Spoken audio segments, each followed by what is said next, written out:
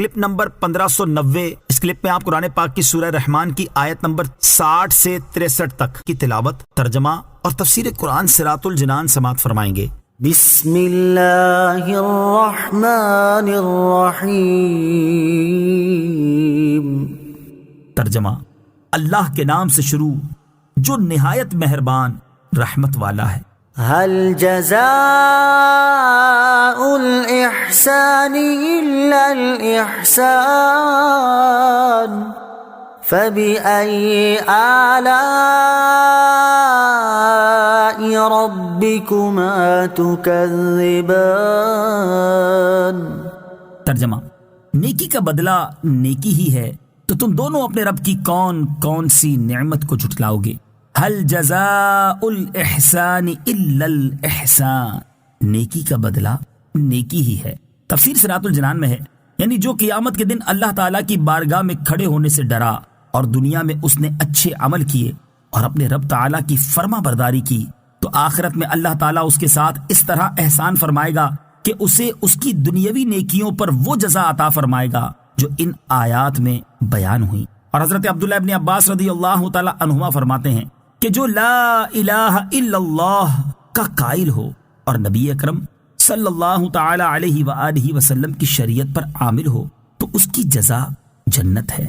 فَبِأَيِّ آلَاءِ رَبِّكُمَا تُكَذِّبَانِ، تو تم دونوں اپنے رب کی کون کون سی نعمت کو جھٹلاؤ گے؟ تفسیر صراط الجنان میں ہے، یعنی اے جن اور انسان کے گروہ، تم اپنے رب عز و جل کی نعمت کا انکار کس طرح کر سکتے ہو، حالانکہ اس نے تمہاری نیکی کا ثواب جنت رکھی اور اسے تمہارے سامنے بیان کر دیا تاکہ تم نیک اعمال کر کے اللہ تعالیٰ کے ثواب اور اس کے احسان کو پالو۔ وَمِن دُونِهِمَا جَنَّتَانِ فَبِأَيِّ آلَاءِ رَبِّكُمَا تُكَذِّبَانِ۔ ترجمہ، اور ان کے سوا دو جنتیں اور ہیں، تو تم دونوں اپنے رب کی کون کون سی نعمت کو جھٹلاؤ گے؟ وَمِن دُونِهِمَا جَنَّتَانِ، اور ان کے سوا دو جنتیں اور ہیں۔ تفسیر صراط الجنان میں ہے، یعنی جن دو جنتوں کا ذکر اوپر گزرا ان کے علاوہ دو جنتیں اور بھی ہیں، مگر یہ دونوں ان پہلی جنتوں سے مرتبے، مقام اور فضیلت میں کم ہیں۔ حضرت ابو موسیٰ اشعری رضی اللہ تعالیٰ عنہ سے روایت ہے، رسول کریم صلی اللہ تعالی علیہ وآلہ وسلم نے ارشاد فرمایا، دو جنتیں تو ایسی ہیں جن کے برتن اور سامان چاندی کے ہیں، اور دو جنتیں ایسی ہیں کہ جن کے برتن اور سامان سونے کے ہیں۔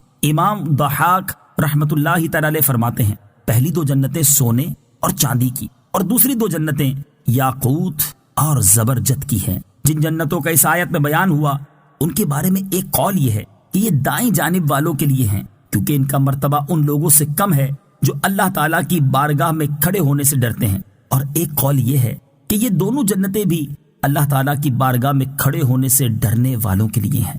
فَبِأَيِّ آلَاءِ رَبِّكُمَا تُكَذِّبَانِ، تو تم دونوں اپنے رب کی کون کون سی نعمت کو جھٹلاؤ گے؟ یعنی اے جن و انسان کے گروہ، اللہ تعالیٰ نے پہلے متقی لوگوں کے لیے دو جنتوں کا ذکر فرمایا اور اب ان کی فضیلت و کرامت میں اضافہ کرتے ہوئے دو اور جنتوں کا ذکر فرمایا، تو تم اپنے رب عز و جل کے فضل و کرامت کا انکار کس طرح کر سکتے ہو؟